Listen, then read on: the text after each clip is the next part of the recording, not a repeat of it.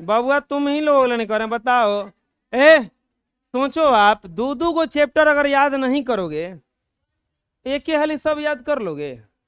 खाली इतने बताओ, दो दो को चैप्टर को गो प्रश्न है जी? 7वां में 8 गो, 8वां में को था 10 गो, 18 गो प्रश्न है। शनिचर के नहीं टेस्ट भइल, अतवार के छुट्टी रहे, शुक्रवार के ना हुआ था। बताओ, 3 दिन में याद नहीं किए। अफसोस ना ये आप ही लोगों के लिए कहा जा रहा है, आप लोग समझ नहीं रहे हो। चलो देखो, लौट कर आऊंगा फिर, कविता है।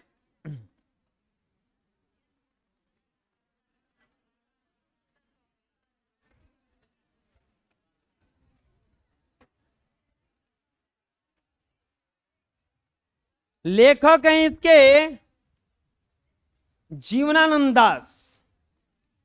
लौट कर आऊंगा कविता के लेखक कौन है? जीवनानंद दास। क्या कहते हैं दास जी? पढ़ते हैं हम लोग। ये आत्महत्या किए थे। ये जो लेखक थे वो सुसाइड कर लिए थे पारिवारिक स्थिति के कारण। बांग्ला के सर्वाधिक सम्मानित चर्चित कवियों में से एक जीवनानंद दास का जन्म 1899 ईस्वी में हुआ था।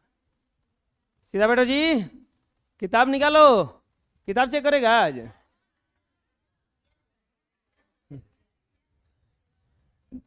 जीवनानंद दास का जन्म कब हुआ था? 1899 ईस्वी में।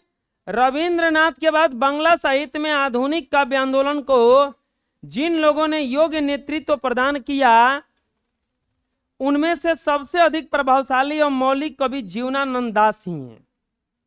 इन कवियों के सामने सबसे बड़ी चुनौती के रूप में था रविंद्रनाथ का स्वच्छंदतावादी काव्य। स्वच्छंदतावाद में से अलग हटकर कविता की नई यथार्थ भूमि तलाश करना सबसे महत्वपूर्ण कार्य था। बात क्या था देखो, ये बंगाल के कवि हैं, बंगाल के ही कवि हैं रविंद्रनाथ टैगोर, जिन्होंने वंदे मातरम नहीं, राष्ट्रगान लिखा। तो इनको टक्कर देना आसान नहीं था।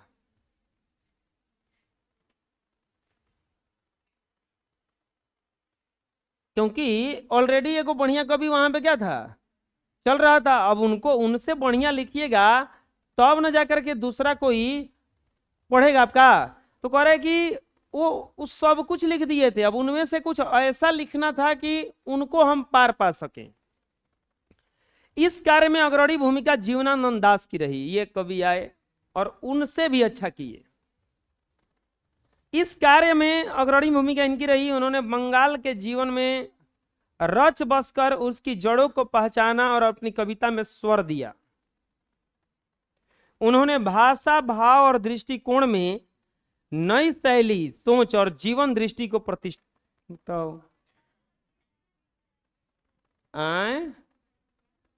क्या बोलो? हाँ, क्या कर रहे हैं? अब पढ़ो। जीवनानंद दास, ये इनके सामने प्रतिद्वंदी में कौन थे? रविंद्रनाथ टैगोर। सिर्फ 55 साल की उम्र में जीवनानंद दास का निधन एक मर्मांतक दुर्घटना में हुआ। जीवनानंद दास मर गए एक दुर्घटना में, सिर्फ 55 साल की उम्र में। कहा जाता है कि मरे नहीं थे, ये ट्रक के आगे, ट्रॉम गाड़ी होता है कि ट्राम, ओकरे आगे कूद गए थे जाके।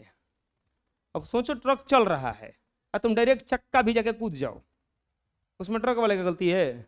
मर गए, जाके आत्महत्या कर लिए थे सन 1954 में। 55 साल में जाके आत्महत्या कर लिए, मर गए। आत्महत्या नहीं कहा गया, इसमें दुर्घटना कहा गया ओकरा के। तब तक उनके सिर्फ 6 काव्य संकलन प्रकाशित हुए। खाली 6 गो संकलन हुआ था उनका। कौन कौन सा? झरा पालक, धूसर पांडुलिपि, बनलता सेन, महापृथ्वी, सातटी तारार तिमिर और जीवनानंद दासेर श्रेष्ठ कविता। उनके अन्य कविता संकलन रूपसी बंगला, बेला अबेला, काल बेला, मन विहंगम, आलोक पृथ्वी निधन के बाद प्रकाशित हुआ। उनके निधन के बाद लगभग 100 कहानी और 13 उपन्यास भी प्रकाशित किए गए। वो अपने जीवन में केवल 6 गो काव्य संग्रह प्रकाशित करवा पाए, बीच में ही मर गए, लेकिन लिखे थे। लिखने के बाद में ये सब प्रकाशित उनके संगी संबंधियों ने किया। होता है ऐसा, बहुत कुछ का लाभ, जैसे जीवन बीमा का लाभ मरने वाले के बाद ही मिलता है। जीवन बीमा अगर कोई कराया है, इंश्योरेंस अपन लाइफ के कराया है, तो मरेगा तभी ना ओकरा पैसा मिलेगा, उसको थोड़े ना मिलेगा। बनलता सेन काव्य ग्रंथ की बनलता सेन शीर्षक कविता को प्रबुद्ध आलोचकों द्वारा रविंद्रोत्तर युग की श्रेष्ठतम कविता की संज्ञा दी गई। वस्तुतः यह कविता बहुआयामी भाव व्यंजना का उत्कृष्ट उदाहरण है। निखिल बंग रविंद्र साहित्य सम्मेलन के द्वारा बनलता सेन को 1952 ईस्वी में श्रेष्ठ काव्य ग्रंथ द्वारा पुरस्कार दिया गया था। यहाँ हिंदी समकालीन कवि प्रयाग शुक्ल द्वारा भाषांतरित, देखिए ये जो कविता था बांग्ला में लिखा हुआ था, इसको भाषांतरित किया है प्रयाग शुक्ल ने। भाषांतरित जीवनानंद दास की कविता प्रस्तुत है। यह कवि की अत्यंत लोकप्रिय और बहुत प्रचारित कविता है। कविता में कवि का अपना मातृभूमि तथा परिवेश का उत्तम प्रेम अभिव्यक्त होता है। बंगाल अपने नैसर्गिक सम्मोहन के साथ चुनिंदा चित्रों में सांकेतिक रूप से यह कविता विन्यस्त है। इस नश्वर शरीर के बाद भी इसी बंगाल में आने की फिर एक बार लालसा मातृभूमि के प्रति कवि के प्रेम की एक मोहक भंगिका में के रूप में सामने आती है। यह कविता का भाषांतरित किया है प्रयाग शुक्ल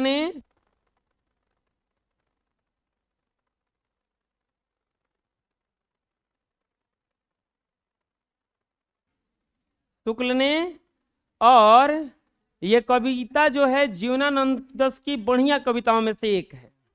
चलिए बताइए, जीवनानंद दास कहाँ के थे? बंगाल के। कब जन्म हुआ था? 1899। मृत्यु हुआ 1900। मरने से पहले कौ गो काव्य संग्रह का इन्होंने किया था? वो 6 गो। बाकी सब हुआ मरने के बाद। एक बात जान लो, एक कवि जो मरता है लोग ना, ये लोग जितना कहानी उपन्यास लिख के गया है इस सब पे पैसा मिलेगा। जितना बिकेगा कॉपी अभी उतना मिलेगा। अगर कोई फिल्म बना रहा है, अगर मान लो कि जैसे ये कविता है, आप देखे होंगे छोटा मोटा कोई नाटक करने लगता है, नाटक आता नहीं, लेकिन अगर बढ़िया कोई अगर बनाना है कुछ तो उसे परमिशन लेना पड़ेगा, उसको एक मोटा रकम देना पड़ेगा ले जाके कि देखिए हम आपका यूज कर रहे हैं, आपके कंटेंट का आप परमिशन दीजिए, नहीं तो वो केस कर देगा। पूछा रहे, केस करेगा तो आपका वो ब्लॉक हो जाएगा वहीं से। तो ये सब होता है। ये लोग समझ लो कि एक बार काम करके चले गए ना, ये लोग का कई पीढ़ी आराम से जी लेगा, उतना चलता रह गया तो। अब जैसे बहुत सारा ऐसा काम है ना, जैसे कोई मान लो कि दादा घर बनवा दिए बढ़िया से एगो, तो अब उसे रेंट आने लगा, तो क्या मर जाएंगे तो रेंट बंद हो जाएगा? कितना पुश्तैनी जमीन होता है तो चलते ही रहता है ना। तो वैसे ही ये भी है। क्या कहते हैं? लौट कर आऊंगा फिर कविता में। खेत हैं जहां धान के, बहती नदी के किनारे, एक दिन बंगाल में, बहती नदी के किनारे फिर आऊंगा लौटकर एक दिन बंगाल में। वो कह रहे हैं कि जहां धान का खेत हो। अभी जाइएगा तो गांव देहात में चाहे हर तरफ धान धान होगा, धन ही धन, धान। तो कह रहे हैं कि जहां लहलहाते खेत हों और बहती नदियां हों, वहीं आऊंगा एक दिन मैं बंगाल में। वो बंगाल के ही थे लेकिन मर करके बंगाले में आना चाहते थे, इसीलिए जल्दी जल्दी मर गए जाके। शायद नहीं होऊंगा जल्दी जल्दी मरे जाके। शायद नहीं होऊंगा मनुष्य तब। अब क्या कह रहे हैं अगला? उस समय हम सोच सकता है कि मनुष्य में जन्म न लें। तो क्या कह रहे हैं? होऊंगा अबाबील। अबाबील एगो चिड़िया होती है, काली काली छोटी छोटी करिया खूब चिड़िया होती है अबाबील। तो कह रहे हैं कि होऊंगा मनुष्य नहीं, मनुष्य नहीं होऊंगा, हो सकता है मैं अबाबील हूं, या फिर कौआ, या कौआ। जाओ नीचे चालू करके आओ। कौआ उस भोर का फूटेगा नई धान की फसल पर, जो कुहरे से पालने से कटहल की छाया तक भरता आऊंगा, पेंगे आऊंगा एक दिन। क्या करें अब? या तो मैं अबाबील हूंगा, नहीं तो कौआ बन के आऊंगा। मनुष्य होने में इनको शक है। और बोल रहे हैं कि जब भोर फूटेगा तो उस धान के फसल पर जाकर बैठूंगा, कुछ खाऊंगा, और कुहरे से पालने तक, कुहरे के पालने से कटहल की छाया तक भरता पेंग आऊंगा, कूदते फानते आऊंगा उधर से। बनकर शायद हंस मैं किसी किशोरी का हंस बनकर आऊंगा, घुंघरू लाल पैरों में तैरता रहूंगा भर दिन पानी में। वो कह रहे हैं कि हो सकता है मैं हंस बनकर आऊं और मेरे पैरों में लाल लाल घुंघरू बांध दिया जाए, और मैं दिन भर पानी में क्या करता रहूंगा? तैरता रहूंगा। गंध होगी जहां भरी घास की, और जहां पानी में तैरेंगे अगल बगल घास फैला हुआ होगा। आऊंगा मैं, नदियां मैदान बंगाल के बुलाएंगे, मैं आऊंगा, जिससे नदी धोती ही रहती है पानी से इस हरे सजल किनारे पर। ये जो नदियां हैं, ये जो मैदान हैं, मुझे फिर से बुलाएंगे और मैं आऊंगा। शायद देखोगे शाम के हवा के साथ उड़ते एक उल्लू को। अब कह रहे हैं कि अगर अबाबील नहीं हुआ तो कौआ बनूंगा, कौआ नहीं बनूंगा तो हंस बनूंगा। अब हंसों में अगर शक रहेगा तो सांझी के देखना एगो उल्लू उड़ेगा, उहे उल्लू बनकर आऊंगा बंगाल में। शायद सुनोगे कपास के पेड़ पर उसकी बोली। अरे एगो आदमापुर में सुने थे, वो रहता है भूत कोई किसी पेड़ पर, चुड़ैल चुड़ैल। अरे हम सुने थे, पिछला बैच वाले बता रहे थे हमसे। हाँ जी सही बात है।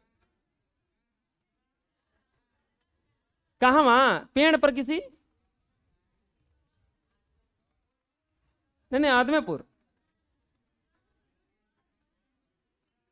कहाँ बबुआ? अरे कहीं, अब हम क्या जानते, गए हैं देखने के लिए हम। वो कह रहे थे हमसे, पिछले साल के पिछले बच्चों के बच्चे सब हैं। अरे कोई है ऐसा कुछ है? झूठ क्या बोल रहे हो लोग? आ रहा है प्रकाश? नहीं क्या है? झूठ है ना? हम आज पूछेंगे। अब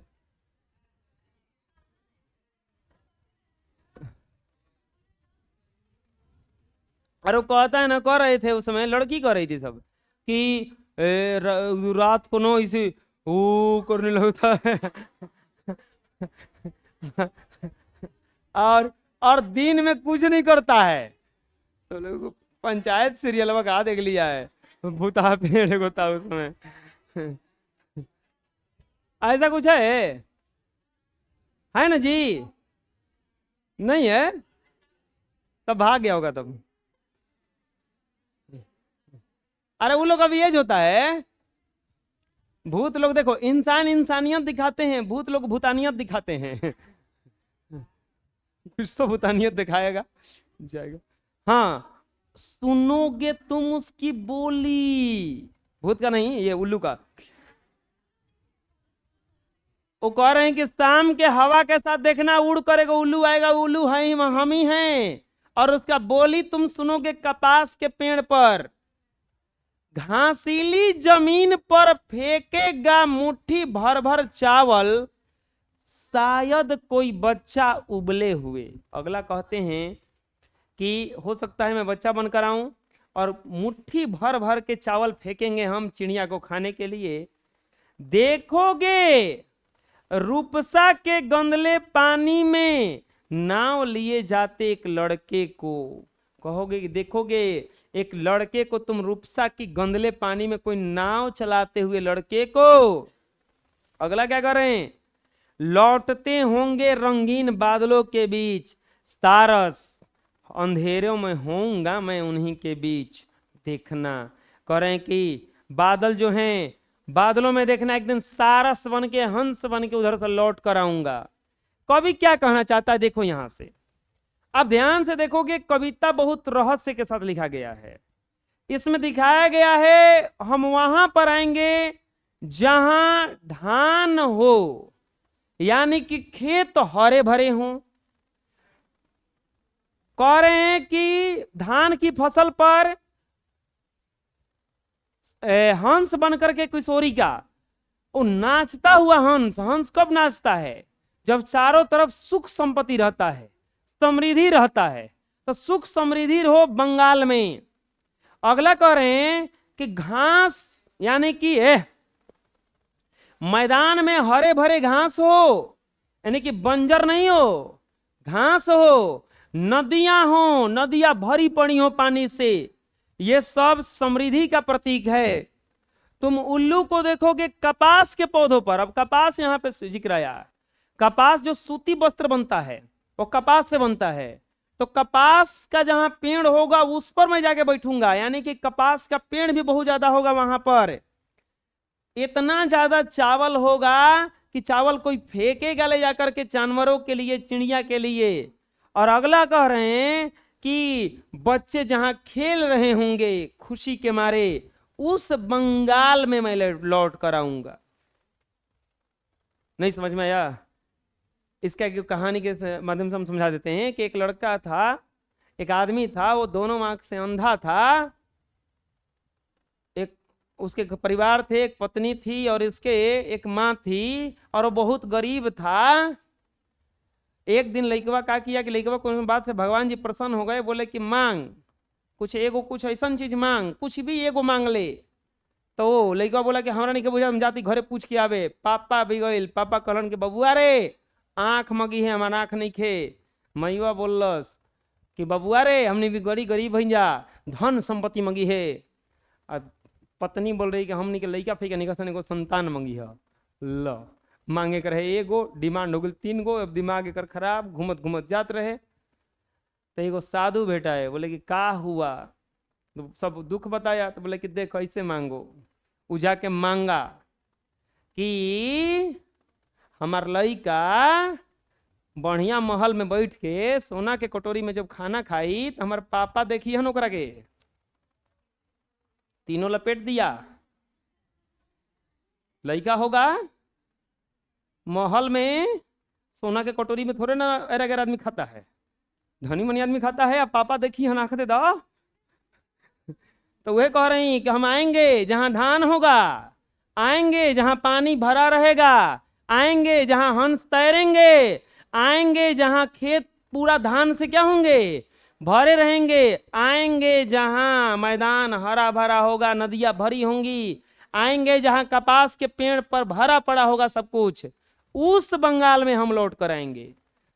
वो 2 चीज मांग रहे हैं, एक मांग रहे हैं बंगाल की समृद्धि, और एक मांग रहे हैं खुद आने के लिए। लेकिन एक बात कह रहे हैं कि हम हो सकता है कि मनुष्य न रहे, हो सकता है हम मनुष्य न रहे। पाठ में क्या कह रहे हैं, प्रश्न उत्तर में, कि कवि अगले जीवन में क्या क्या बनने की संभावना करता है। देख लो, कवि अगले जीवन में मनुष्य, अबाबिल, मनुष्य एक जगह बनने की संभावना करता है जब बालक बनता है। कौवा, हंस, घुंघरू, उल्लू, सारस, यही सब न बनने की संभावना करता है, क्योंकि ये सभी जीव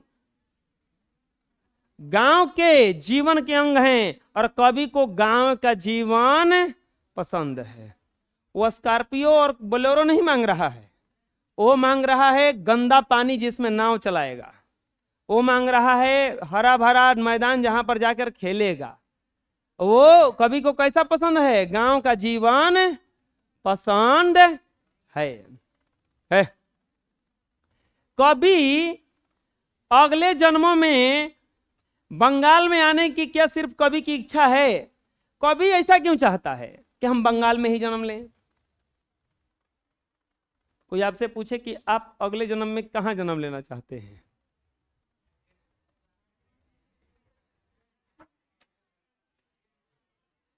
क्या जवाब होगा? आए, मुकेश अंबानी घर?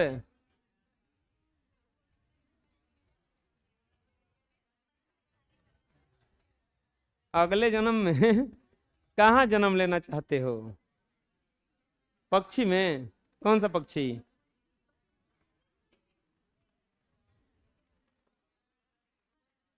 का है मुकेश अंबानी के घर सोना का चावल होता है?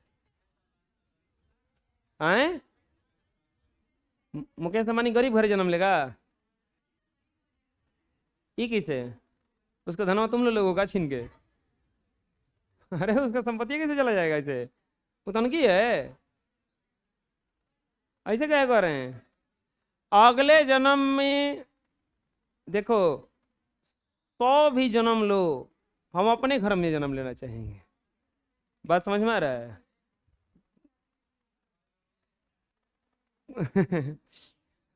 कभी अगले जन्म में अमेरिका जाने की इच्छा नहीं कर रहा है, ना ही दूसरे राज्य में। वो कहाँ जन्म लेना चाहता है? अपने देश में, अपने गांव में ही जन्म लेना चाहता है। अगर जन्म अगर हुआ तब की इच्छा है, स्पष्ट कीजिए। कविता के आधार पर इस नश्वर जीवन के बाद बंगाल में एक बार फिर आने की लालसा मातृभूमि के प्रति कवि के प्रेम की एक भावना प्रकट होती है। एक और सवाल आता है कि आप अगले जन्म में किसका जीवन लेना पसंद करते हो? मतलब कैसन जीवन जीना? हमारा जीवन यही कुछ ही होता है। कैसन जीवन मतलब पसंद है? इसका जवाब जानते हो क्या होना चाहिए? हाँ बताओ बताओ। हाँ कहा इधर बोल रहे हैं कुछ? हाँ बताइए। अच्छा तू है खड़ा हो, तू बोल पहले। हनुमान बोल। अगले जन्म में अगर तुमको ऑप्शन मिले कि तुम किसके जैसा बनना चाहोगे तो क्या करोगे? ए चुप रहो। ए ऑप्शन दे देते हैं तुमको, तू चार को फेवरेट नाम बोलो। सब कुछ नाम है ओकरा में स्वयं भी है वो। हम जानते हैं एगो आदमी टिक को ना मारेगा। हम अपने तो ना बनना चाहेंगे। हाँ बोलो। अगला जन्म में तुमको अगर किसी के जैसा अगर जीने का मौका मिले तो क्या पसंद करोगे? आए? कठिन सवाल है नहीं? कठिन नहीं, आसान है। ऐसे तू लोग हमसे ना पूछते, अकेले में बोलता था वह तुरंत बताता। अक्षय कुमार के जैसा, मोदी के जैसा, अंबानी के जैसा, तुरंत नाम लेता। बैठो, हम अपने जैसा बनेंगे। मौका मिला, लेकिन इतना बढ़िया कर्म करके जाएंगे तब ना जी। कवि इतना बढ़िया लिख के गया, कौआ में जन्म ले रहा है।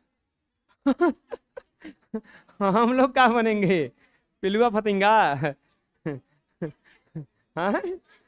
मच्छर, पिलुआ फतिंगा। मनुष्य तो ना बन पाएंगे। मनुष्य बनने के लिए बहुत बढ़िया कर्म करना पड़ेगा। अरे चलो अगले जन्म में देखा जाएगा बनने के बाद। कविता के आधार पर नश्वर जीवन के बाद भी ठीक है, अब चुप रहो, अभी नहीं, चुप रहो। अभी बंगाल में आने की लालसा मातृभूमि के प्रति, उसको खड़ा कराओ। हाँ खड़ा हो।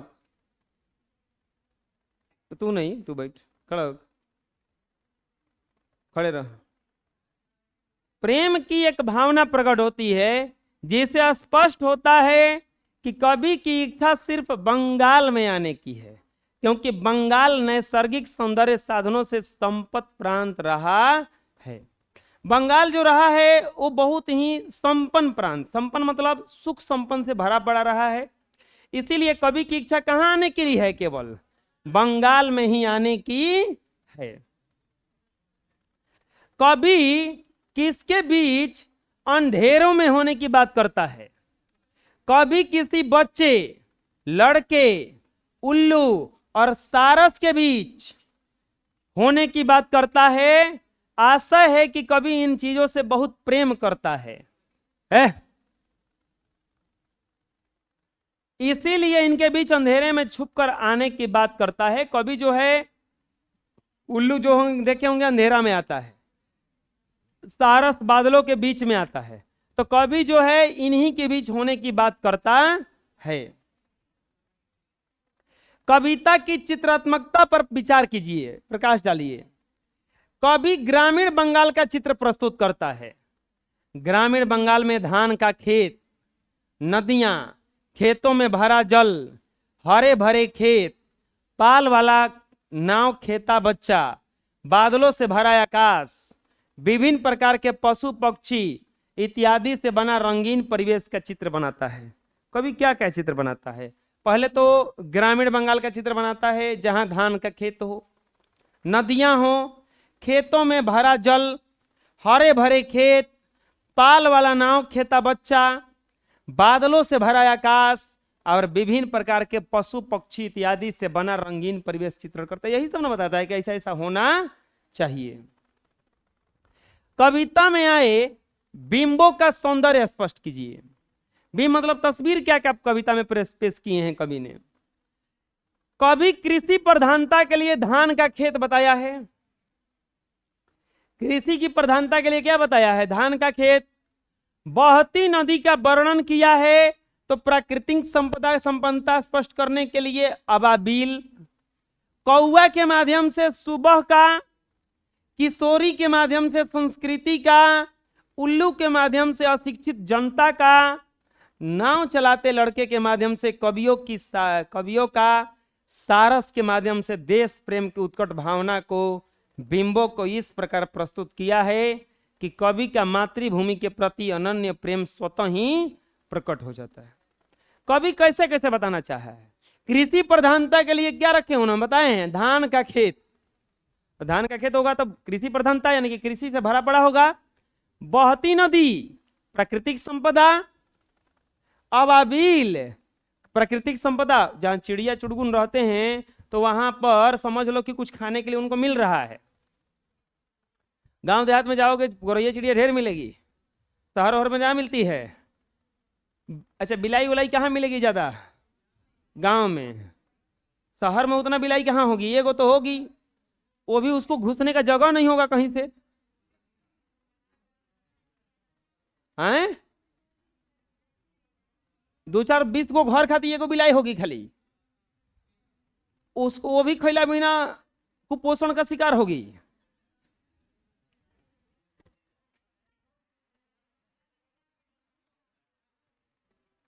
शिवराज जी क्या हुआ हो? क्या लड़ रहा है?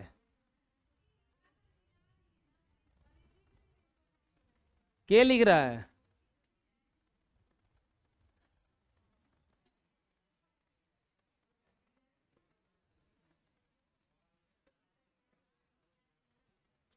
इधर दिखाओ, कॉपी देखो। 21 का कॉपी है। कौन दिया कॉपी इसको जी?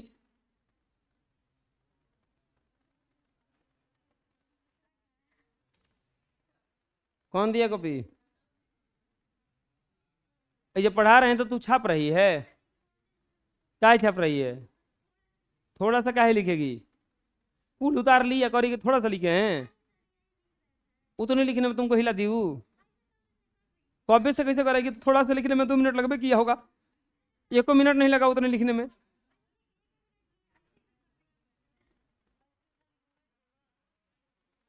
चुप रहो जी, वो तो नहीं लिखने में तुमको टाइम में कितना लगा? 1 मिनट में हिला दी कब्बे से। तू तो लिख रही है, तू तो वो पीछे तक रही, नीचे तक रही है तू। दोबारा कौन कहाँ पे ए? कसम मौका मिलना चाहिए झगड़ा करने का। टूट पड़ेंगे हम। पूछे प्रश्न का तुमको। हाँ, सारस के माध्यम से देश प्रेम की उत्कट भावना को बिंबों द्वारा प्रस्तुत किया है। कवि का मातृभूमि के प्रति अनन्य प्रेम स्वतः ही प्रकट हो जाता है। अगले जन्म में मनुष्य होने में संदेह क्यों करता है? कवि अगले जन्म में मनुष्य होने में संदेह इसलिए करता है कि भारतीय पुनर्जन्म मान्यता के अनुसार 84 लाख जीव हैं। 84 लाख में से एगो हम लोग हैं, आदमी।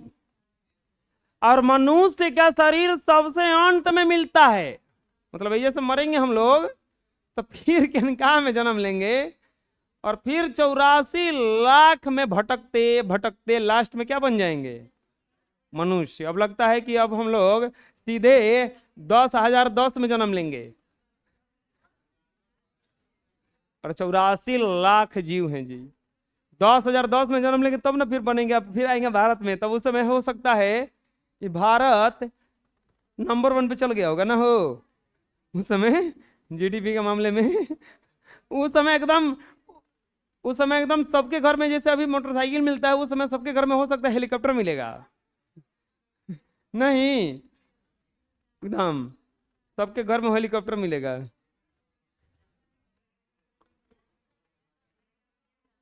अभी मान लो कि दो तो तीन तीन तला घर दिखता है, उस समय एकदम पूरा ऊंचा ऊंचा दिखेगा ना। कैसन होगा, कैसन होगा वो ना हो। और उस समय एकदम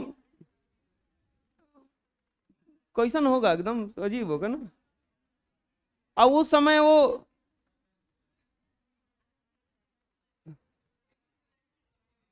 आए 84 लाख जीव के बाद सबसे अंत में किसका मिलता है शरीर? मनुष्य अपने अच्छे कर्मों से मरण जन्म के चक्कर से मुक्ति पा लेता है, लेकिन कभी पुनः जन्म लेने की लालसा प्रकट करते हैं, इसीलिए उन्हें मनुष्य होने में संदेह लगता है। देखो, आपको पता है इस जन्म मरण से मुक्ति भी मिल जाएगा अगर अच्छा कर्म करते जाएगा आदमी तब। तो मनुष्य इतना अच्छा कर्म नहीं करता है, उसे जन्म मरण से उसको भटकना ही है। अभी लॉन्ग प्रश्न है। बनकर हंस शायद मैं किसी को किशोरी का, घुंघरू लाल पैरों में तैरता रहूंगा बस दिन भर पानी में। अरे क्या बतिया रहे? जहां गंध होगी हरी घास की, इसका व्याख्या करना है। 2023 में आया हुआ प्रश्न है ये।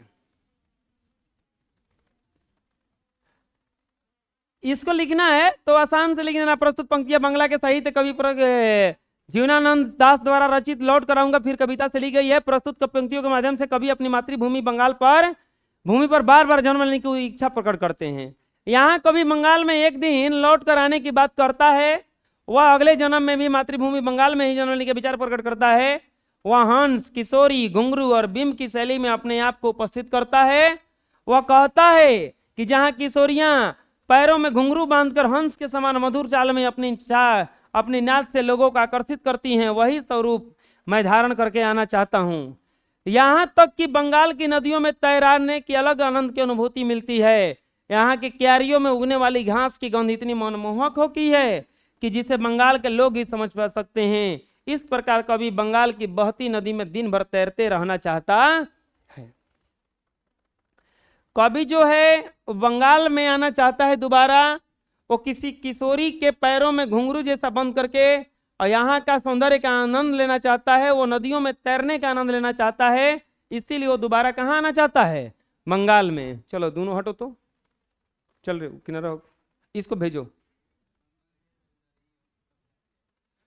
दोस्त मत दे, तूरों को देख रहे हैं कभी से बतिया रहा है। नल के पास जगह है जी वहां पे? नहीं, वहां पे नहीं बैठो तुम। टूल लेकर आओ जी, जाओ टूल लेकर आओ देखो।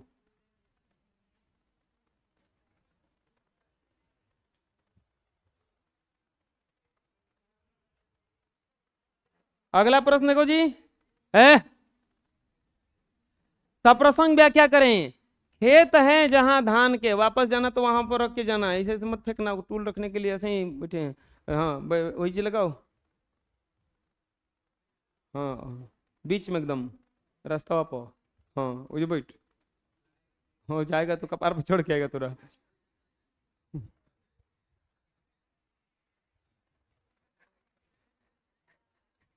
आएगा तो ओकरा कपार पर चढ़ के आना है।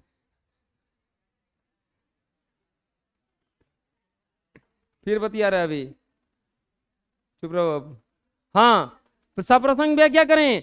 खेत है जहां धान के, बहती नदी के किनारे लौट कर आऊंगा फिर एक दिन बंगाल में। क्या कहना चाहते हैं इसमें?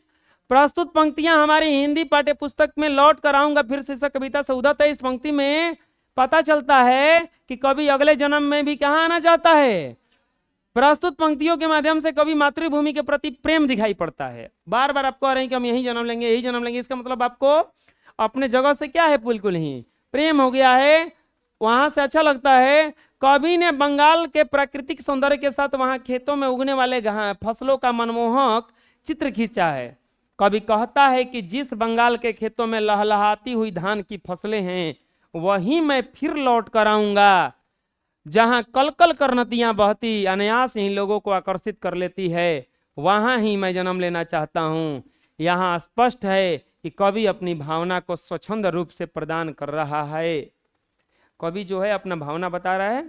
इस तरह से ये एक्सरसाइज 11 खत्म हो गया। कल आप लोगों का हिंदी पद भाग खत्म हो जाएगा।